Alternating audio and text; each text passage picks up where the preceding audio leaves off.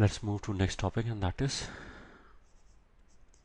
nth roots of unity.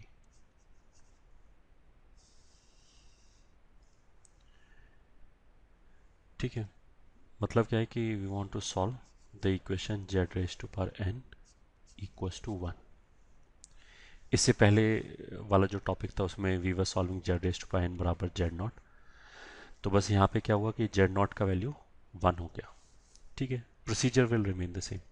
अभी भी हम क्या करेंगे कि 1 को पहले हमने एक्सपोनेंशियल फॉर्म में लिखा, तो that will be 1 into e raise to power iota times 0. उसके बाद जो आर्ग्यूमेंट है उसमें 2k पाई ऐड किया, z raise to pi n is equal to 1 into e raise to power iota 2k pi.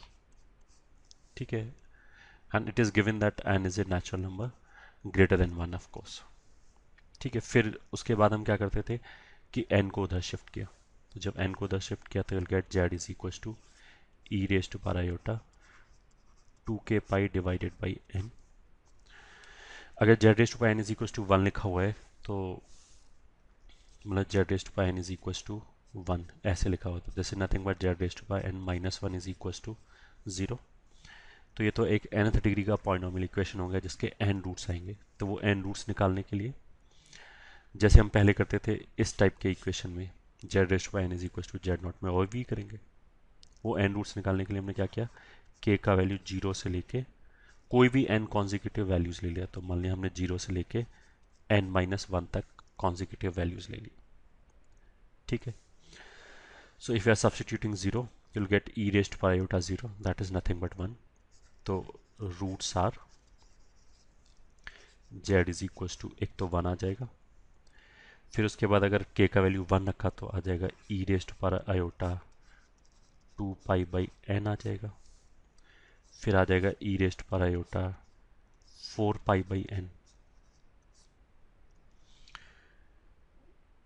And next will be e raised to power iota ऐसे 6 पाई by n. अगर n का value 3 रखा तो and so on. और जब हमने n का last value sorry k का वैल्यू n माइनस 1 रखा तो will get e raise to power iota twice of n minus 1 pi upon n. ये आखिरी रूट आ गया. ठीक है, जैसा हमने पहले बोला था कि अगर n का लगातार वैल्यू रखते चले जाओगे तो अब यही रूट जो है वो रिपीट होना शुरू हो जाएगा, you won't get any new root. ठीक है,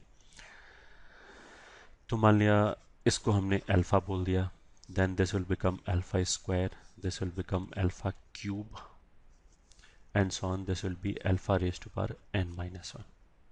ठीक है, तो रूट्स को हम ऐसे लिख सकते हैं z is equal to 1 alpha alpha square alpha cube. जो हमने जनरल इक्वेशन सॉल्व किया था उसमें भी हमने ये बोला था कि जो रूट्स हैं they will form A GP. तो यहाँ पे भी वो जीपी फॉर्म रहा है. ठीक है, और जो अल्फा है that is nothing but E raised power iota 2 pi by n. ठीक है, अगर इसको मैं ओपन करके लिखूं तो e raised power iota theta क्या होता है, cos theta plus iota sine theta. So this will become cos 2 pi by n plus iota sine 2 pi by n. ठीक है, जो हमने z raise to pi n is equal to z naught, जहाँ से हमने डे मोविस थ्योरम शुरू किया था, उसके बाद जो इक्वेशन लिखा था z raise to pi n बराबर z नॉट, उसके लिए जितना भी चीज़ बोला था कि रूट जीपी में होगा, एक सर्कल पे सिमेट्रिकली प्लेस्ड होगा, दो कॉन्जिक्यूटिव रूट्स के बीच में आर्ग्यूमेंट का difference will be 2 pi by n, वो सारी बातें यहाँ पे भी एप्लीकेबल है because this is special case of that.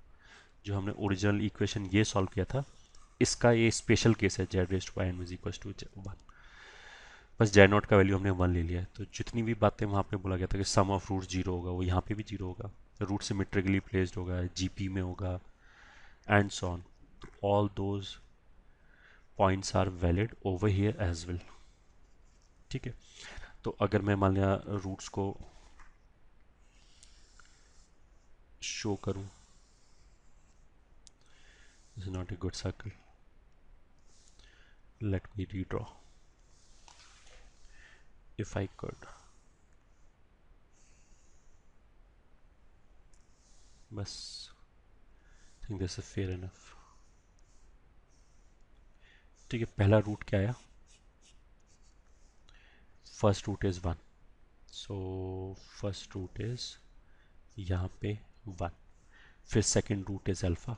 अच्छा, इस वाले केस में जितने भी रूट्स हैं सबका मैग्नीट्यूड 1 के बराबर है, क्योंकि यहाँ पे ई रेस्ट पायोटा थीटा टाइप ही रूट है, बाहर जो लिखा है सब जगह 1 लिखा हुआ है।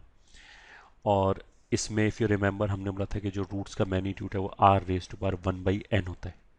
ठीक है, आर क्या है, जेड नॉट का मैग्नीट्यूड, तो यहाँ पे जेड नॉट का काम कौन कर रहा है, ये 1 कर रहा है, तो इसका मैग्नीट्यूड 1 हो गया, तो सारे रूट्स का मैग्नीट्यूड 1 है, तो all these roots will lie on a circle of unit radius which is centred at origin. ठीक है, अल्फा ये हो गया, फिर अल्फा स्क्वायर ये हो जाएगा एंड सो ऑन। ठीक है, ऐसे ही जो रूट्स सिमेट्रिकली प्लेस्ड है, तो जैसे ये अल्फा हो गया, फिर मान लिया ये अल्फा स्क्वायर हो गया, तो अगर सिमेट्रिकली प्लेस्ड है और ये भी एक रूट है, तो अगर इधर एक 2π/n पे रूट प्रेजेंट है तो नीचे भी एक 2π/n पे रूट प्रेजेंट होना चाहिए। ठीक है, that will be last root alpha raised to power n-1। ठीक है, these two will be complex conjugate of each other. ठीक है, ऐसे ही फिर एक रूट यहाँ पे भी होना चाहिए अल्फा स्क्वायर के नीचे, and that should be second last root, and that is alpha raised to power n-2 and so on. ठीक है, तो अब कुछ नोट लिख लेते हैं। नोट नंबर 1, पहली बार तो ये जो रूट्स हैं वो क्या है, 1 alpha, alpha square, alpha cube, ये रूट्स हैं तो इक्वेशन को सेटिस्फाई करेगा। मतलब ये जो 1 है अल्फा स्क्वायर, इसमें से किसी को भी उठा के यहाँ पे रखो, Z raise to pi N is equal to 1 में, इट विल बी सेटिस्फाइड। तो अगर मैंने मान लिया जेड की जगह 1 रखा, तो 1 raise to pi N will be 1, so 1 is equal to 1 is true और द इक्वेशन इज सेटिस्फाइड। तो ये तो बहुत ट्रिवियल केस हो गया। अगर मैंने अल्फा रखा तो get alpha raise to power N is equal to 1। ठीक है, वो ऐसे ही दिख जाएगा। अगर इस पे मैंने nth पावर रेज किया तो ये वाला n चला जाएगा, you'll get e raised power iota 2π।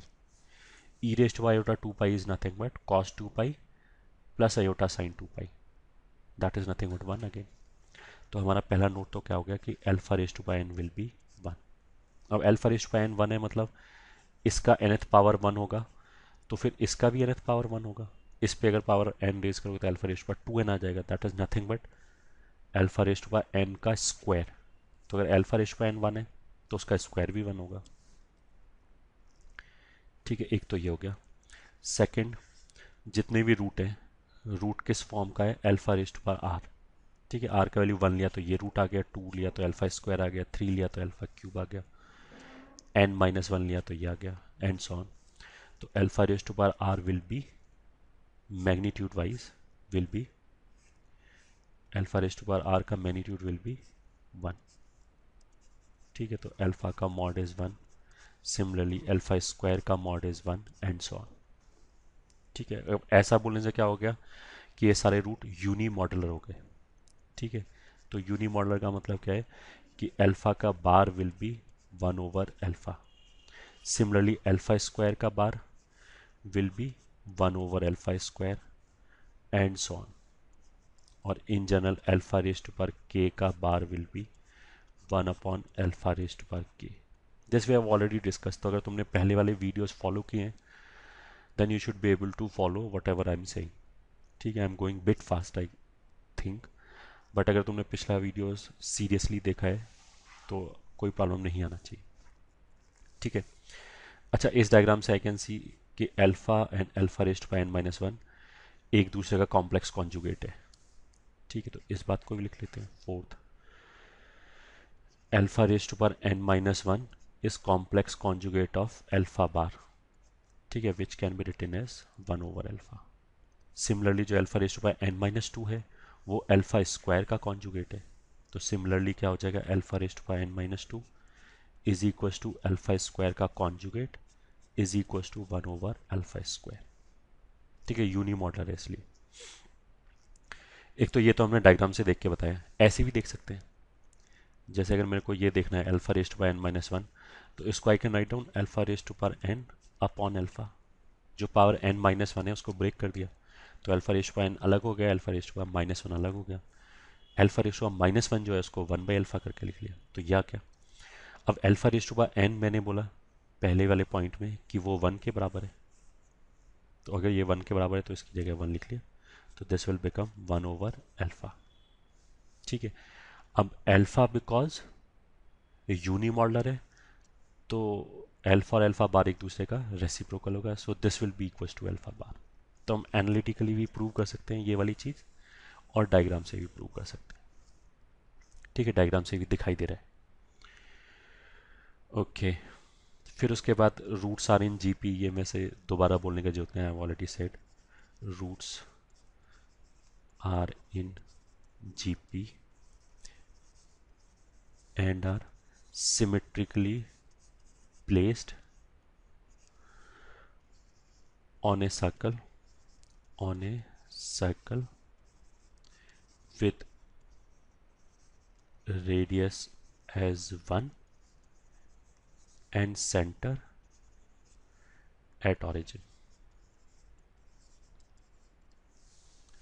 ठीक है, तो इसका मतलब ये भी है कि जो n का वैल्यू चाहे कुछ भी हो, अच्छा अल्फा कोई यूनिवर्सल चीज़ नहीं है, इसका मतलब क्या है कि अगर मैं n का वैल्यू चेंज करूंगा तो अल्फा भी चेंज होगा। ठीक है, अल्फा को हमने डिफाइन कैसे किया है, we have said alpha is e raised to iota 2 पाई/n। तो अगर माने मैंने बोला फिफ्थ रूट्स ऑफ यूनिटी, तो जो अल्फा है that will become e raised to iota 2 पाई/5। अगर मान लो सेवेंथ रूट्स ऑफ यूनिटी, तो उसी अल्फा को किस चीज़ से डिनोट करेंगे फिर हम, e रेज्ड टू आयोटा 2 पाई/7। ठीक है, तो अल्फा कुछ ऐसा नहीं है, एन को चेंज करने पे अल्फा का वैल्यू भी चेंज होगा।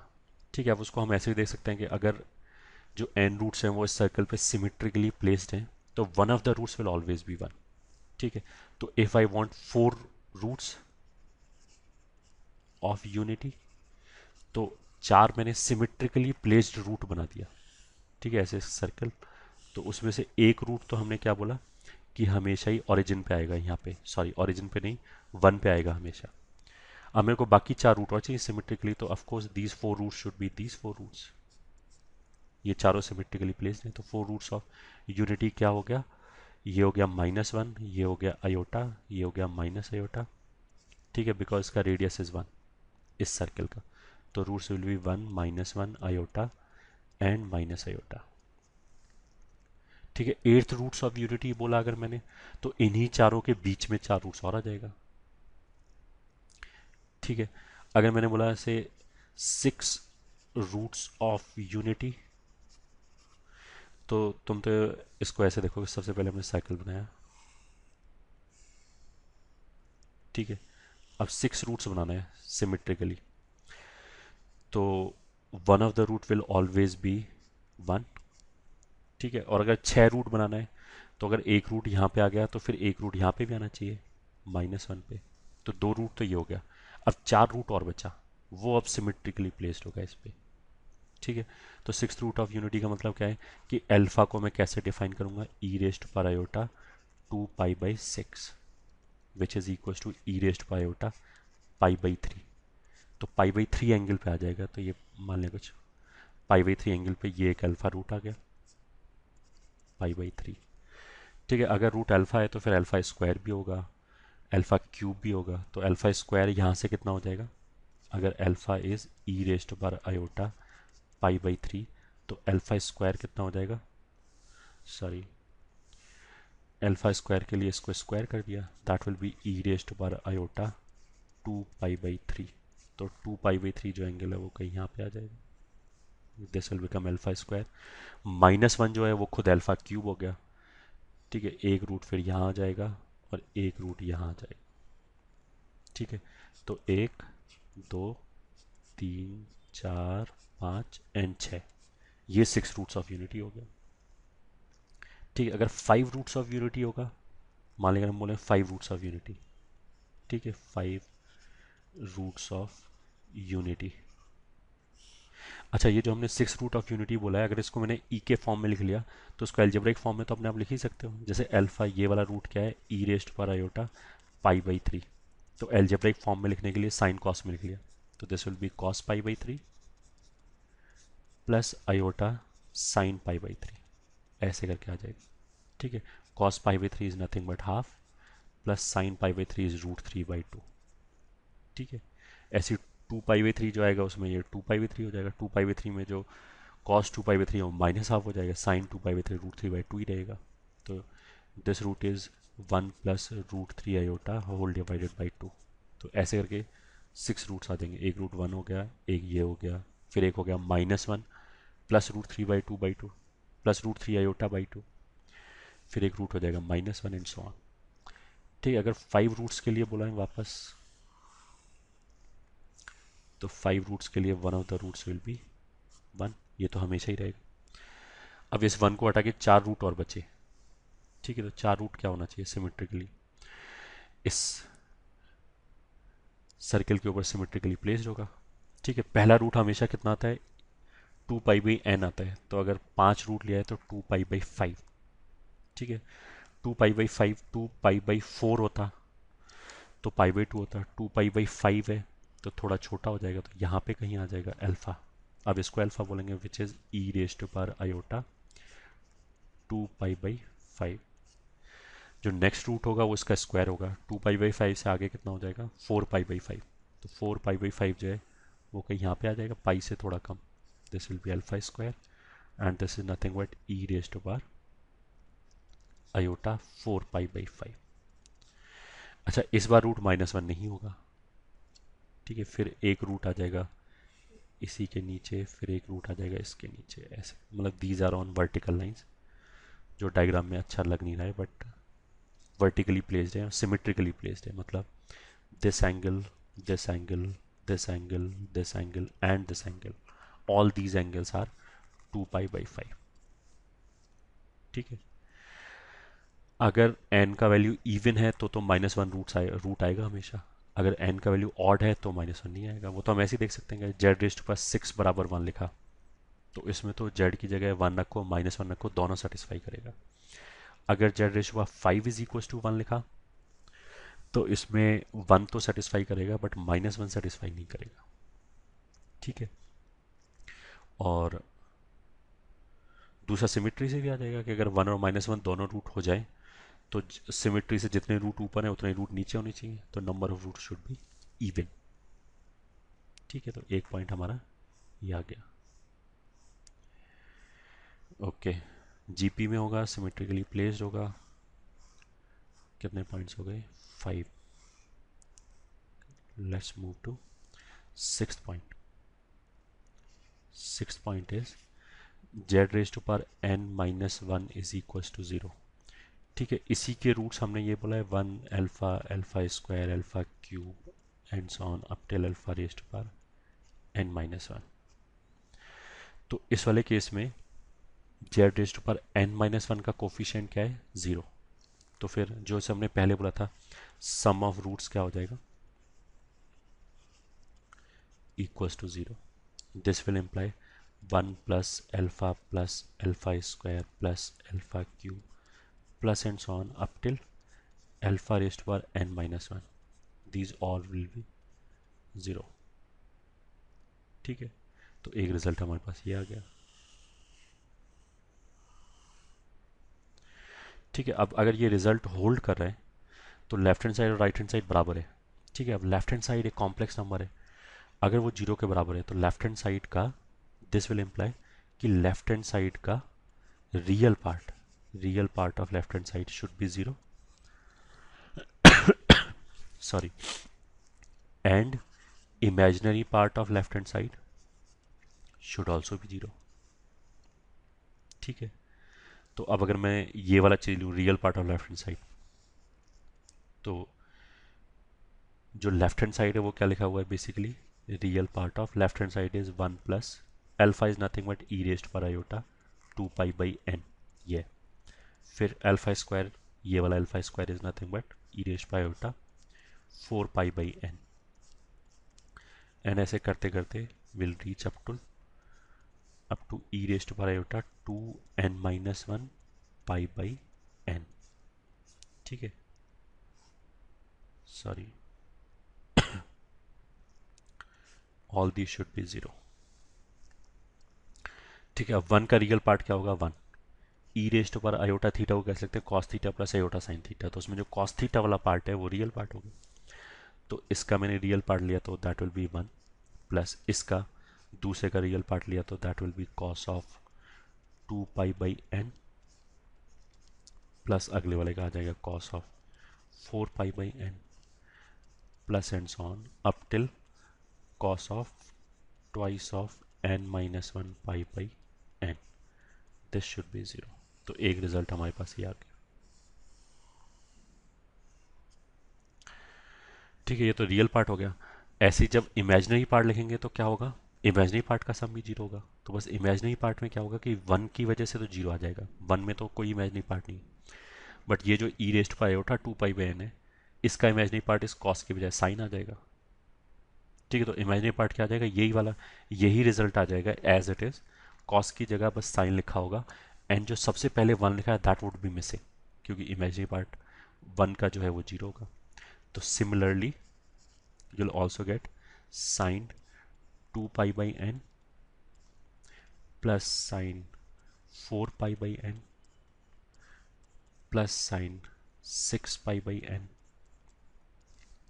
and so on up till sine twice of n minus 1 pi by n. All these, this entire sum will be 0।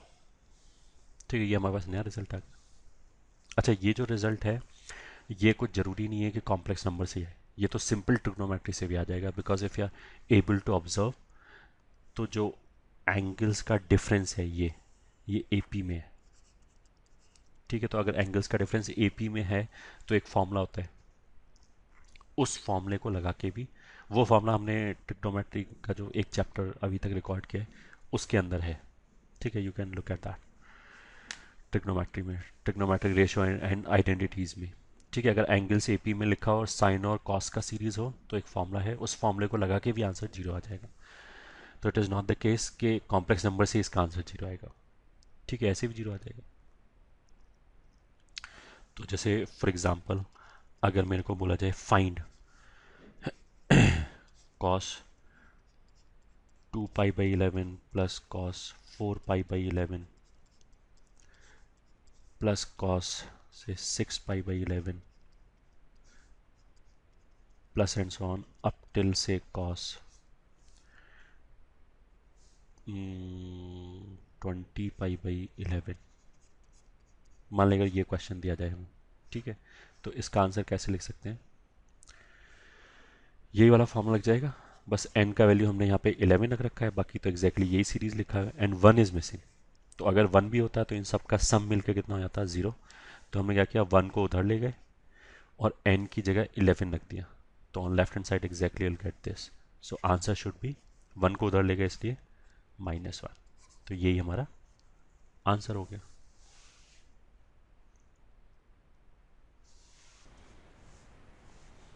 Okay, the next point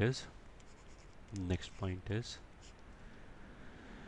जैसे z raise to power n minus 1 equals to 0, इसके roots क्या क्या हैं, 1 alpha, alpha square, alpha cube and so on up till alpha raise to power n तक। ठीक है, तो जैसे हम क्वाड्रेटिक में करते हैं कि A X square B X, A X square plus B X plus C को we can write on A times X minus alpha into x minus beta. मतलब leading coefficient times X minus पहला root into x minus दूसरा root. Exactly वही चीज़ यहाँ पे भी कर सकते हैं। Z raise to N minus 1 लिखा हुआ है तो इसको हम लिख सकते हैं leading coefficient. Z raise to n is nothing but x raise to n, variable का नाम कुछ भी लिखो उससे कोई फर्क नहीं पड़ता। तो लीडिंग कोफिशिएंट 1 है तो 1 इंटू एक्स माइनस पहला रूट इंटू एक्स माइनस दूसरा रूट इंटू एक्स माइनस तीसरा root and so on up till x minus alpha raise to power sorry n minus 1 तक। ठीक है, ऐसे लिख सकते हैं। तो ये एक आइडेंटिटी हो गया, इसमें x का वैल्यू कुछ भी रखो, दिस इज ऑलवेज वैलिड। ठीक है, इक्वेशन और आइडेंटिटी में क्या अंतर है ये हमने क्वाड्रेटिक में एक्सप्लेन किया था। ठीक है, इक्वेशन जो है वो तो केवल रूट्स के लिए सेटिस्फाई होगा, तो जैसे ये जो लिखा हुआ है this will be satisfied only for these values 1 alpha, alpha square, इसमें से कुछ रखेंगे तभी ये सेटिस्फाई होगा। बट ये जो इक्वेशन ये जो लिखा हुआ है 1, दिस इज एन आइडेंटिटी। इसमें अगर रूट रखा, ठीक है, अच्छा सॉरी एक्स नहीं लिखना चाहिए, left hand side if I am using z then I should write z. ठीक है, ओके, ठीक है, ये जेड में एक आइडेंटिटी है। अगर इसमें दोनों तरफ हमने रूट रखा, मान लिया अल्फा स्क्वायर रखा, तो दोनों तरफ से विल गेट 0 0, और रूट को छोड़ के और कुछ रखा तो you'll get non zero number, but that will be equal from both the sides, दोनों साइड से बराबर ही नंबर आएगा। ठीक है, तो इसके बाद x raise to power n minus y raise to power n का हमने फॉर्मूला लगाया लेफ्ट हैंड साइड पे। ठीक है, वो होता है z minus one into z raise to power n minus one plus z raise to power n minus two plus and so on, फिर जेड प्लस वन। ठीक है, what we are using this formula, x raised to pi n minus y raised to pi n is equals to x minus y, x raised to pi n minus 1 plus x raised to pi n minus 2 into y plus x raised to power n minus 3 into y square. मतलब एक x minus Y का तो factor आ ही गया, फिर जो भी power है उसको एक कम करके शुरू किया। ठीक है, फिर x को एक एक घटाते गए पावर को, और y का एक एक पावर बढ़ाते गए, तो प्लस ऐसे होते होते लास्ट में will get y raise to power n minus one. This formula we have used. बस इसमें क्या किया हमने, y की जगह 1 रख दिया, तो ये आ गया 1, फिर ये x माइनस वाई हो गया, ये x raise to power n minus one and so on. ठीक है, अब क्या है कि जो लेफ्ट हैंड साइड है वो इसके बराबर भी है आइडेंटिकली और इसके बराबर भी है। ठीक है, ये z माइनस वन है, ये z माइनस वन है, तो उसका मतलब क्या है कि अगर मैं z माइनस वन को हटा दूँ तो यहाँ से ये जो बचा, ठीक है, और ये जो बचा, ये दोनों आइडेंटिकली बराबर होने चाहिए। उसका मतलब क्या है कि ये भी एक पॉलिनॉमियल इक्वेशन है n माइनस वन डिग्री का, उसके n रूट्स आएंगे, तो वो n रूट्स क्या क्या होने चाहिए, alpha alpha square and so on. तो इसी इक्वेशन से या इसी आइडेंटिटी से अगर दोनों तरफ से हमने यहाँ से z माइनस वन वाला फैक्टर हटा दिया, तो what I am left with, इसको ऐसे लिख सकते हैं 1 प्लस जेड प्लस, उल्टा करके लिख दिया, z square plus up till z raise to power n minus one, and that will be z minus alpha, z minus alpha square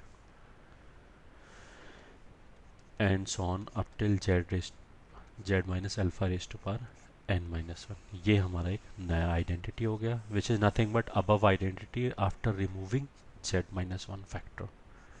so this is our identity two. ठीक है, तो इसका मतलब तो ये हो गया कि अगर हमारे पास कहीं ऐसे लिखा है 1 plus x square plus x cube, मान लो एक्स रेज़ टू पावर 5 तक लिखा है, 1 plus x square plus x raise to power 5, 1 plus x square plus x cube plus x raise to power 4 plus x raise to power 5, मान लें इतना term लिखा है, दिस इज इक्वल टू 0। तो एक 5 डिग्री का पॉलिनॉमियल इक्वेशन हो गया।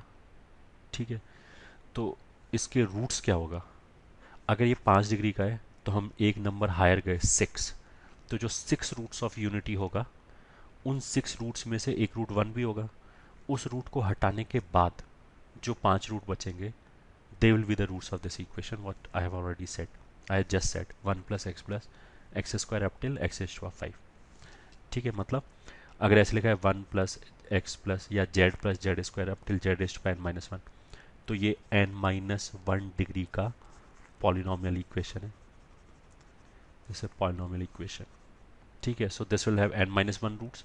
वो n माइनस वन रूट्स कहाँ से आएंगे, n माइनस वन से एक ज़्यादा n, तो हमने nth रूट्स ऑफ यूनिटी निकाला और उसमें से एक रूट 1 को हटा दिया, उसको हटाने के बाद जो रूट बचेगा alpha alpha square alpha raised to power n minus one, ये रूट्स इस इक्वेशन का रूट हो जाएगा। ठीक है, तो बहुत सिंपली अगर मान लिया ऐसे लिखा है 1 plus x square plus x cube बराबर 0, तो ये कहाँ से आ जाएंगे, इसके 3 रूट्स आएंगे। 3 रूट्स कौन कौन से आएंगे, सॉरी 3 से एक ज़्यादा क्या होता है 4, तो फोर्थ रूट्स ऑफ हमने यूनिटी निकाला।